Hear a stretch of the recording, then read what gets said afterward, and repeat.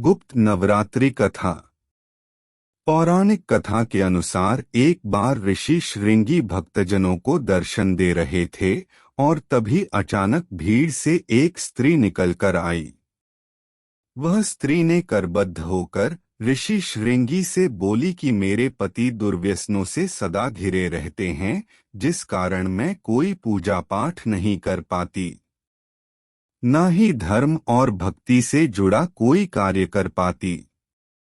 उस स्त्री ने बताया कि मेरा पति मांसाहारी है, जुआरी है, लेकिन मैं मां दुर्गा की सेवा करना चाहती हूँ। उनकी भक्ति साधना से अपने और परिवार के जीवन को सफल बनाना चाहती हूँ।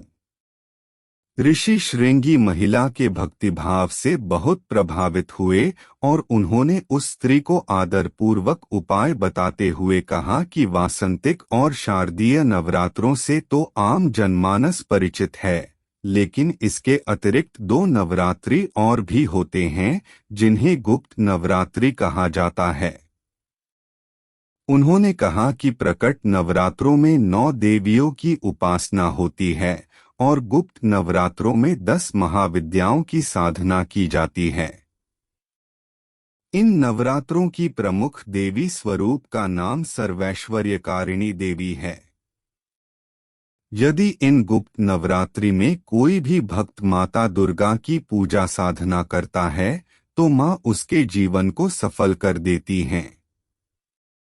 ऋषि श्रृंगी ने आगे कहा कि लोभी, कामी, व्यसनी, मांसाहारी अथवा पूजा पाठ न कर सकने वाला भी यदि गुप्त नवरात्रों में माता की पूजा करता है तो उसे जीवन में कुछ और करने की आवश्यकता ही नहीं रहती। उस स्त्री ने ऋषि श्रृंगी के वचनों पर पूर्ण श्रद्धा करते हुए गुप्त नवरात्रि की पूजा की। मां उस पर प्रसन्न हुई और उस स्त्री के जीवन में परिवर्तन आने लगा। उसके घर में सुख शांति आ गई और पति भी गलत रास्ते से सही रास्ते पर आ गया। माता रानी को कोटि कोटि प्रणाम। माता रानी सभी के जीवन में खुशियां लेकर आए।